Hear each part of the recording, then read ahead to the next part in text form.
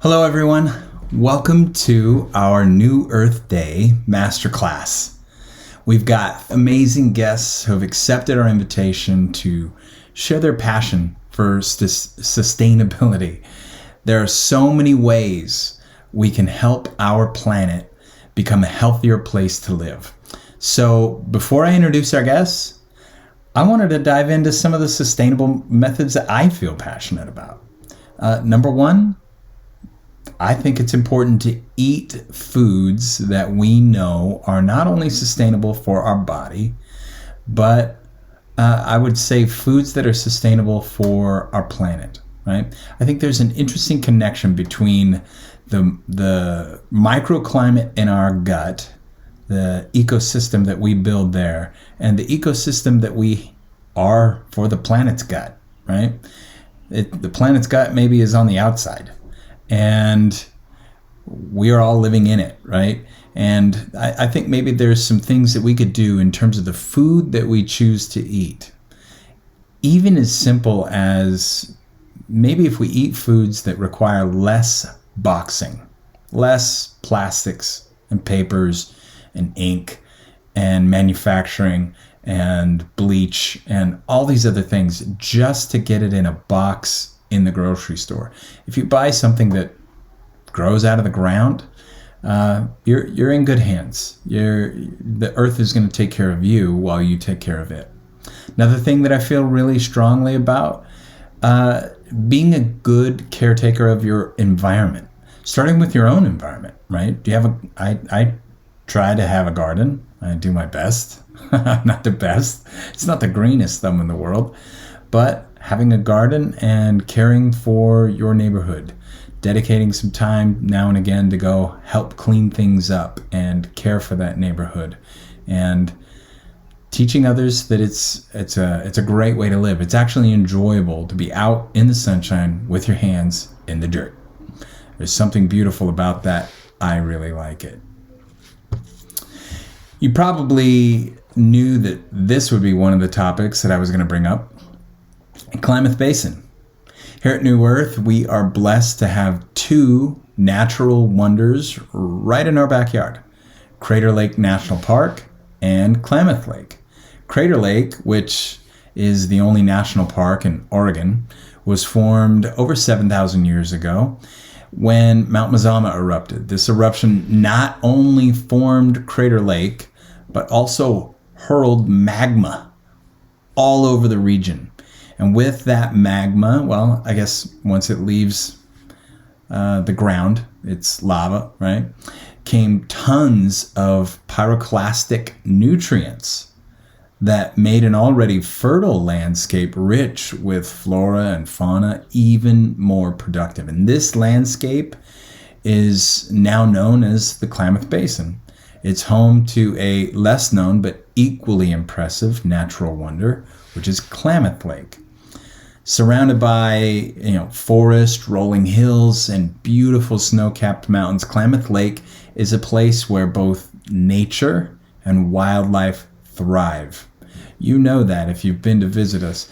Blessed by a low carbon footprint, Klamath Lake has a clean water supply and low exposure to negative human contact. So a drive by Klamath Lake on a summer day is going to provide just an amazing view of the surrounding mountains, the water, with hardly a boat or a building in sight. This, of course, combined with nutrient-rich soil that resulted from the eruption of Mount Mazama, makes Klamath Lake the perfect habitat for a variety of animal and plant life, including our favorite, organic wild microalgae. So no matter where you live, chances are you're within a day's trip to some sort of natural wonder. For some of you, that natural wonder may be as beloved and protected as a national park, but for many others, the natural wonders in your backyards are likely smaller and less well known, but just as beautiful, just as important. So whether we live close to the beach, near a forest, or a few hours from a national park, it's important that we all do everything in our power to help protect those ecosystems so they can continue to flourish for years to come. So before we introduce our guest speakers, let's discuss a few small steps you can take to do your part. Number one, drive less. Between our daily commutes, trips to the grocery store, and weekend getaways, many of us spend a lot of time driving, a lot. And while being able to drive yourself to work or to run errands is convenient, it also increases your carbon footprint. And you can help lower your personal impact by choosing to walk or bike or carpool to work. In fact, recent studies have found that choosing to bike or walk instead of drive for just one trip a day can reduce your carbon footprint by 0.5 tons over the course of a year. That's a lot. This is substantial considering that globally the average person has a carbon footprint of about 4 tons per year. That's a lot. If for one reason or another you have to drive, there are habits you can adopt to increase your fuel efficiency, right? Which will in turn reduce your carbon footprint. For starters, make sure you take care of your car. Keeping that your tires properly inflated, right? Keeping your regular maintenance can help increase your fuel efficiency by a few percentage points. And on top of that, avoid aggressive driving. Driving habits like unnecessary braking or accelerating, stopping and going, right? As studies have found that can result in 40% more fuel consumption than consistent, calm driving habits. Another one that I mentioned at the beginning, think about what's on your plate. Beyond shopping local and organic, there are small changes you can make to your daily routine to make it more eco-friendly. Take lunch, for example, right? Whether you're going out to lunch out of the house, consider packing your own lunch, right? Instead of driving to a restaurant and ordering takeout. Not only does that save you money and reduces the amount of driving needed by either you or a delivery driver, right? But it also reduces waste. Think about all those materials that we spoke about earlier. There's so much. Even if you just go through a drive-through, right? The container, the plastic forks, the knives, the paper napkins, the plastic bags, the paper bags. By skipping the takeout and bringing your own lunch, you're packing your own reusable containers and maybe silverware and keeping all that plastic out of the landfill. Another option, go electronic. There are a variety of ways to use modern technology that can help us reduce our carbon footprint. And this is especially true when it comes to our work. So think about your typical workday.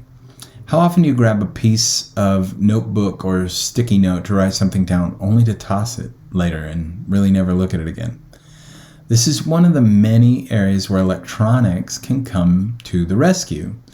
Using your laptop, your tablet, your phone to take meeting notes, store important documents, it can help you cut back on paper and waste.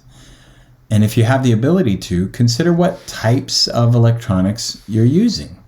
For example, opting to use a laptop over a desktop, you can save a lot of energy since laptops require less energy to charge and to operate. When shopping for electronics or office equipment, take the time to look for products that are more energy efficient. You may see the Energy Star logo. That's a good choice. So, now that we've looked at some of the general methods of going eco-friendly, let's meet our first guest. I'm excited to introduce Grant Fahey. He is the operations manager at Sutherland Sanitary Service. And Grant has been in the waste collection industry for 20 years and is happy to share his knowledge with us today. Hi everyone, happy to be here. Happy Earth Day. As someone who's worked in the waste removal industry for 20 years, I'm excited to share a little bit about the process of removing trash and the process of recycling. First off, I want to talk a little bit about landfills. Despite most public perception, modern landfills are not really very bad or harmful for the environment. Sure, landfills of years past were little more than holes in the ground that were filled in with refuse and topped with a thin layer of earth. But modern landfills are much more strictly monitored to comply with a plethora of DEQ and EPA regulations, which require landfills to ensure the protection of our environment. Gas emissions and stormwater runoff are all closely monitored to ensure that the water and the air of the surrounding areas are not being adversely affected. These emissions will be monitored continuously as the landfill is in use, as well as for many years after the closure of the landfill.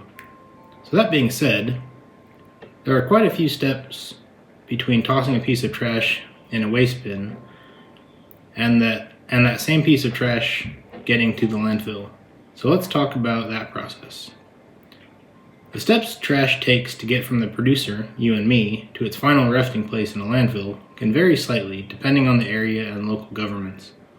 Generally speaking, you and I will produce a container full of trash every week or two. We then have a couple of options about what happens next. We can either have a local collection company pick it up at the curb, or we can take it ourselves to the landfill or transfer site, again, depending on the area. A transfer site is not the final resting place for trash. It is merely a place to load the refuse into a larger vehicle to make the trip to the landfill more efficient. For example, if your nearest landfill is 100 miles away, your local government or private hauler may set up a transfer site outside of your small community, rather than every household of that small community making the 100-mile trip. It would be more efficient to load the refuse into a larger semi-trailer and take it in one 30-ton trip. The goal is always to decrease the amount of waste you create, and a lot of people turn to recycling. In general, if you want to find ways to reduce your waste, it's important to look at the 3 R's of recycling: reduce, reuse, and recycle, and consider that order. It's least environmentally harmful to never have bought something in the first place. Consider limiting the amount of needless things that you purchase. Moderation is key in reducing waste. After that, reuse, rather than throwing something away. The old saying, someone's trash is another one's treasure, holds true. Consider someone less fortunate than yourself still being able to use it, or perhaps fixing something that is broken, or even just a fresh coat of paint to breathe a new life into an old item that would otherwise be thrown away. Then finally, recycle, meaning sending it to a processing plant to be formed into something else, like worn out tires being turned into playground padding. Now I get this question a lot. How can you tell if an item is recyclable? This is where people get into trouble, because just because an item is marked as recyclable does not mean that your local hauler or recycle depot will accept it. If an item contains the running circle recycling triangle with a number in it, that simply means that there is a process to recycle it, not necessarily that the process has been adopted locally. Plastics with a number 1 or 2 are fairly easy to recycle and are accepted by most places that offer a recycling service. 3 through 7 are more difficult and are less commonly recycled. How and where a shipment of recycling is sent is determined by who is doing the separating of the materials. Source separated or commingled. Source separated means that everything is kept separate before it is collected by the hauler and remains separate until it reaches its processing facility. This reduces sorting costs at the processing facility, which can then be passed on to the hauler and the producer. However, it will increase the cost to the hauler by necessitating additional trucks and manpower, usually 1 truck per type of material, while also making total collection times longer. On the other side, we have commingled recycling, where all of the accepted materials are mixed together, usually cardboard, paper products, tin and aluminum cans, and plastics numbers 1 and 2.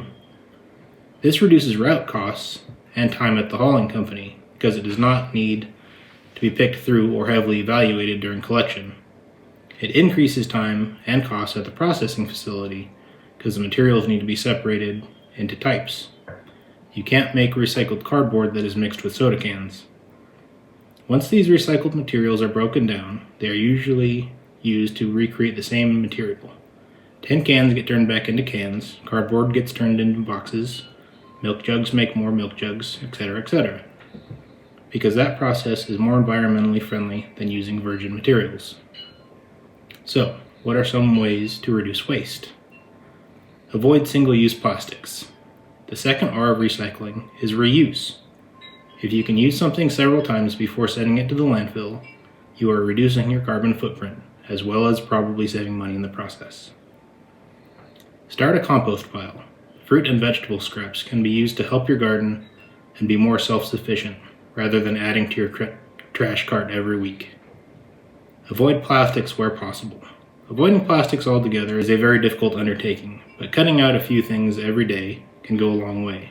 Consider reusing grocery bags rather than plastics, or choose a paper bag instead that can later be recycled or reused. Use a reusable water bottle filled from the tap rather than buying disposable water packs. Thanks, everybody. Thank you, Grant. I don't think many of us realize what happens to our trash once we dump it in the bin. And that's very enlightening. Our next guest is Lori Thomas. Lori is a born and raised Klamath Falls resident and a longtime gardener and eco advocate.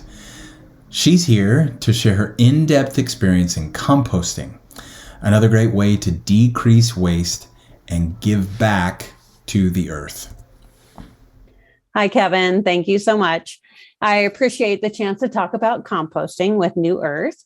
I've been using New Earth's products for a long time now and would love to share my experience with fellow algae eaters.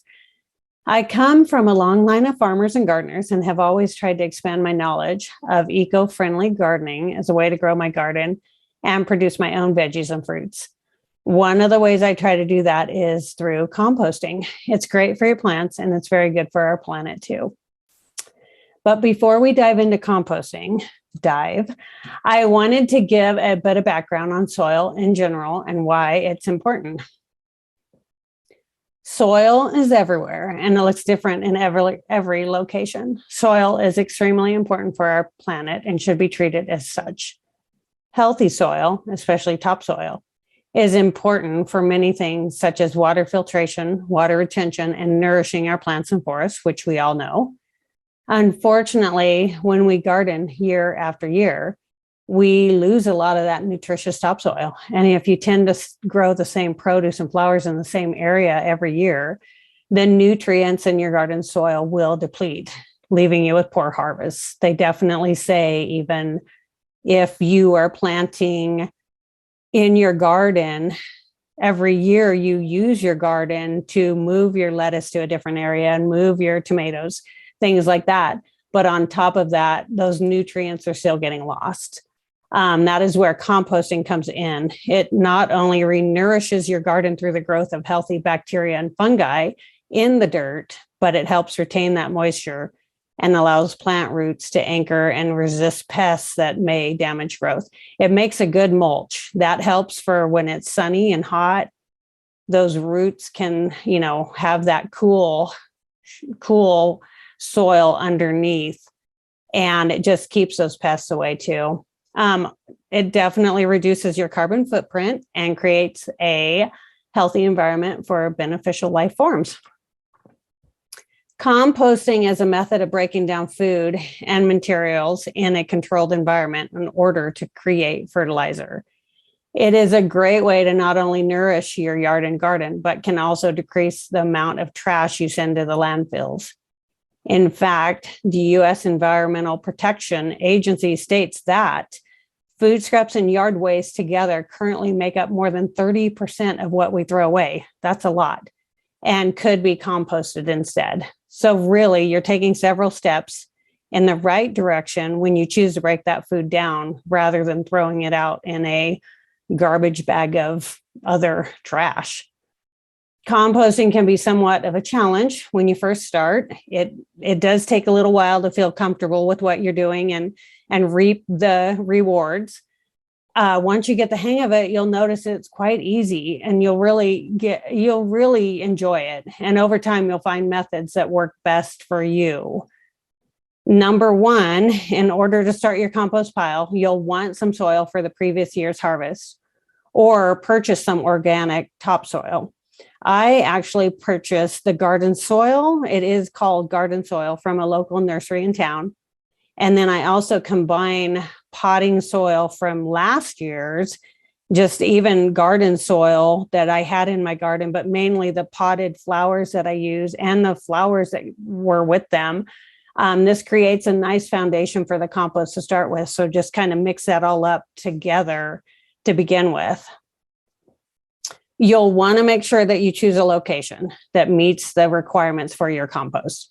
It helps to put the pile in an area that is not too sunny and not too shady, because you want it to be moist, but if it gets a lot of sun, it definitely will dry out, which is okay. Just make sure you keep it watered. You want to get the right amount of sunlight and place it somewhere where it is easy to water, because it'll need that additional support to stay damp. And you'll want to have space around the pile for turning the mix and removing your homemade fertilizer once it's ready to use. I am fortunate to have a few acres, so my pile is in the field where my horses graze, and it's by a water trough that we use for our horses. So when I'm filling the water trough, I also take my hose and spray it out over the compost pile in the summertime, especially. So that, helps to keep some moisture on there for helping it all work together. But if you have limited space, that's okay too.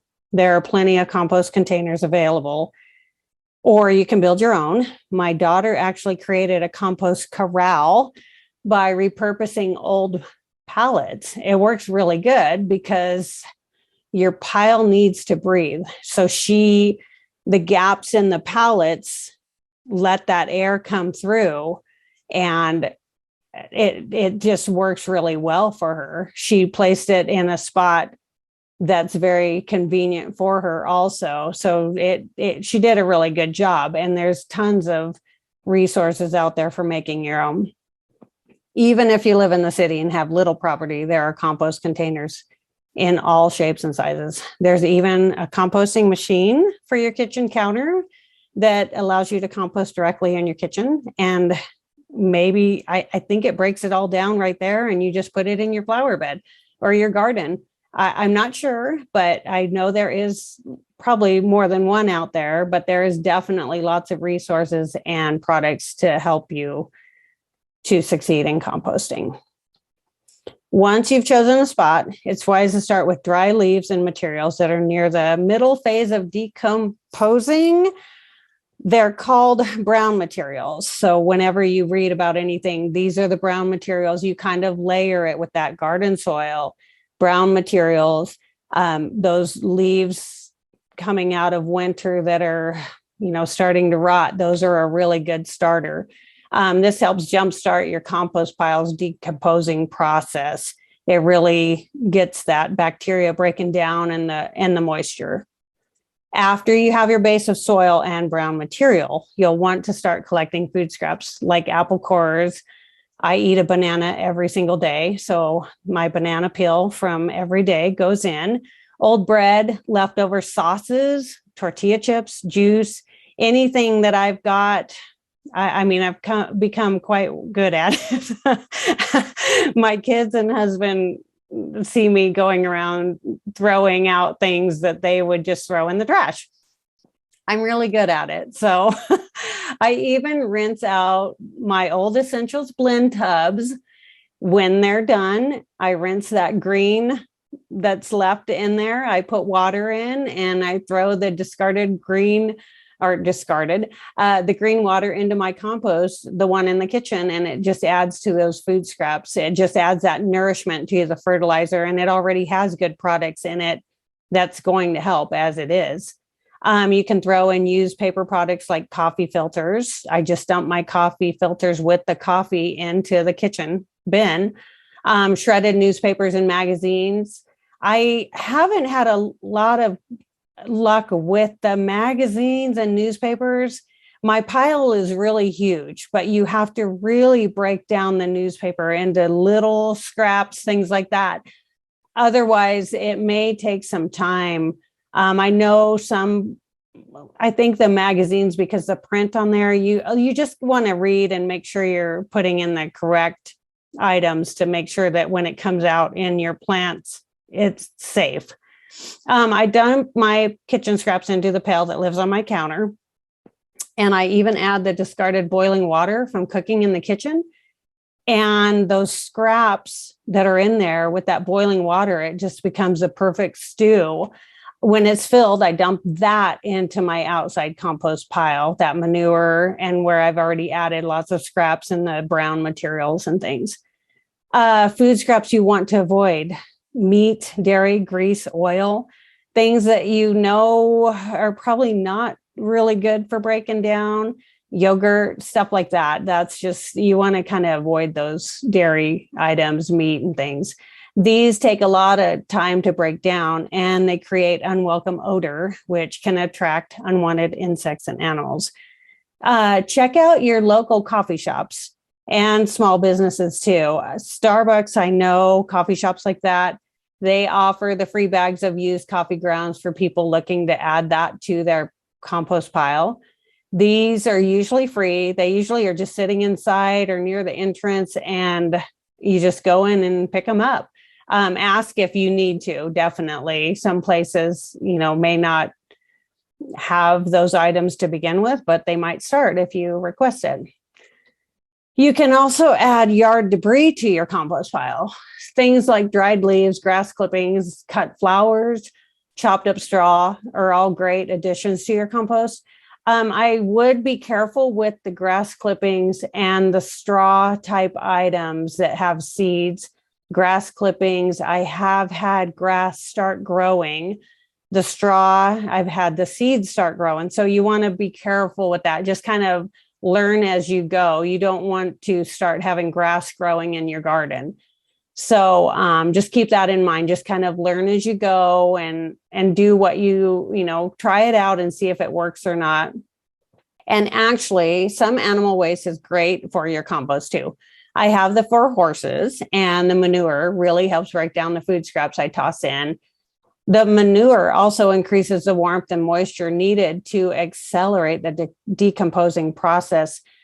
I have so much horse manure that when I throw scraps in, it's like 2 days later. I mean, it's already broken down. I just take my pitchfork and I just dig that hole, and I aerate with the pitchfork as I go and cover it back up. And it just gets so steamy and hot that it just breaks it down so quick. So if you have somewhere that you can get horse manure or something like that, but the garden soil, things like that work too.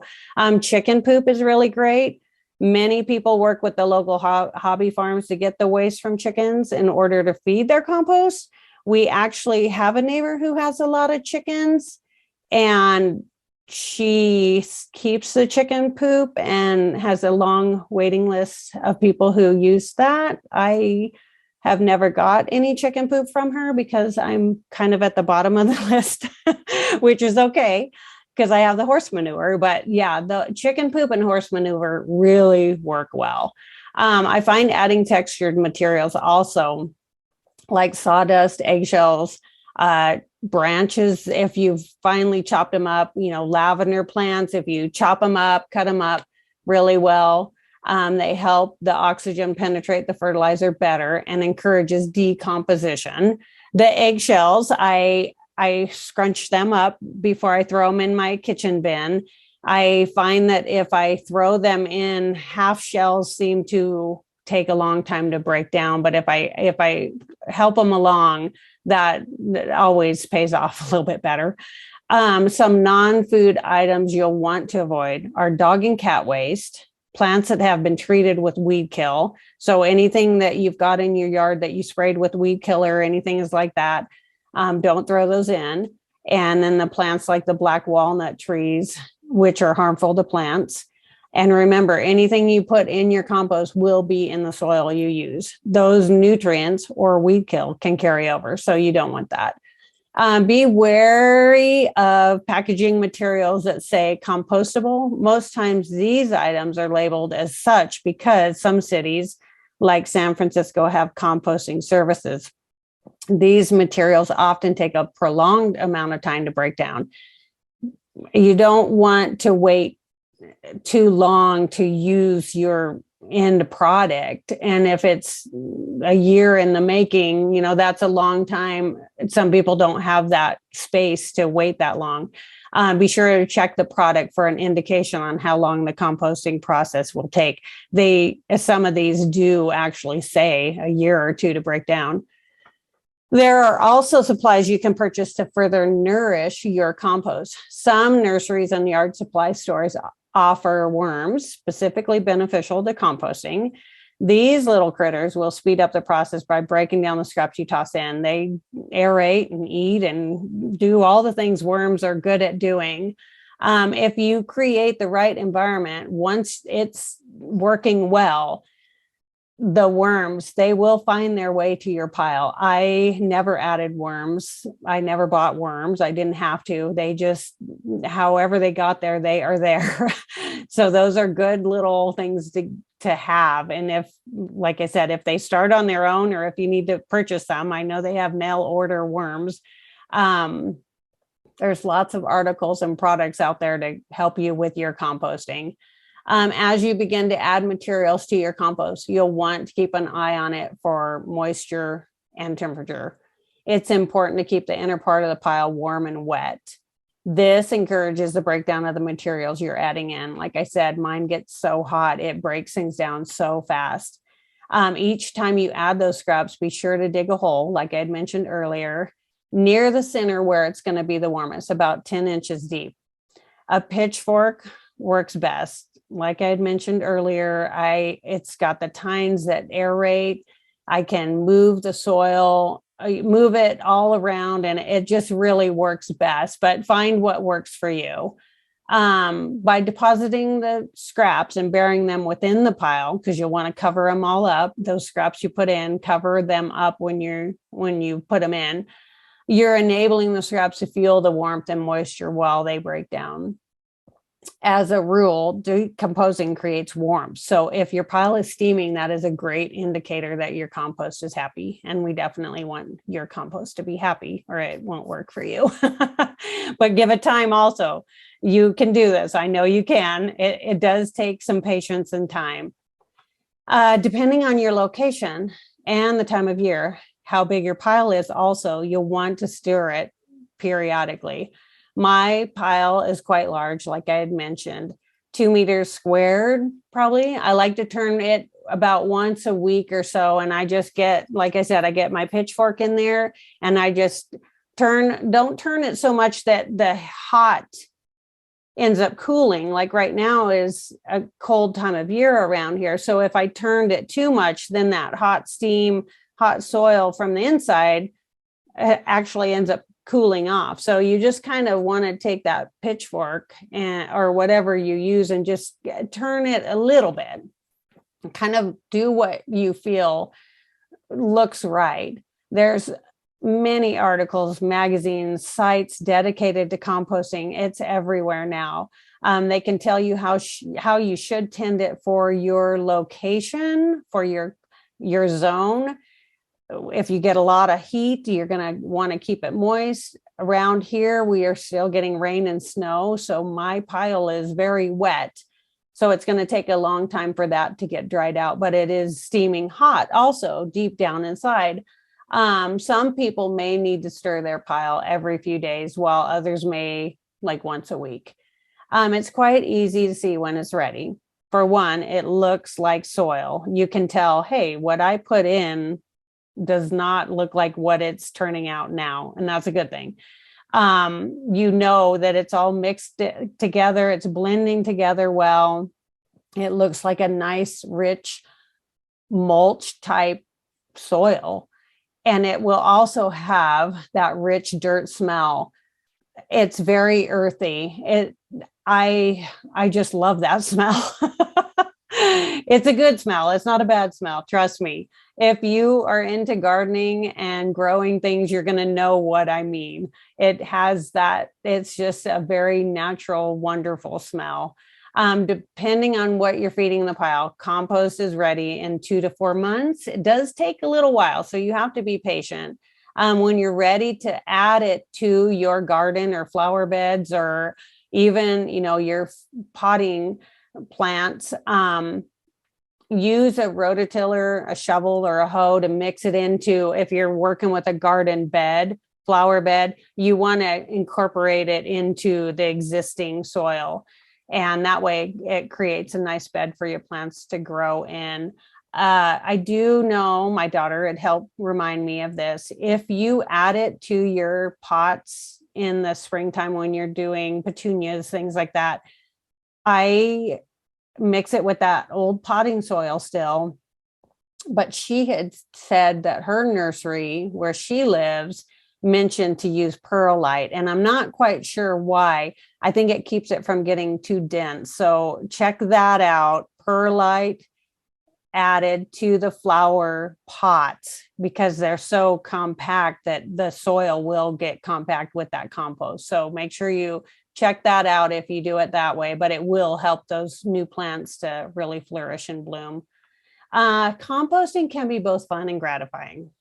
It's easy to do and is great for your art and the planet. It does take a lot of patience, though. Just once you get the hang of it, I know you're going to enjoy it. If you're a gardener and if you want to start getting into gardening, you're really going to enjoy trying this new hobby that is going to pay off so well. I get a sense of pride when I plant my seeds and pot my flowers with my own homemade fertilizer. It helps reduce your carbon footprint and limits use of harmful materials like plastics by lightening the garbage load. Honestly, I noticed that I have less trash and use less garbage bags because they're not filled with old food. I hardly ever have any old food in my garbage anymore. So I encourage you to try out composting this year. It's well worth it.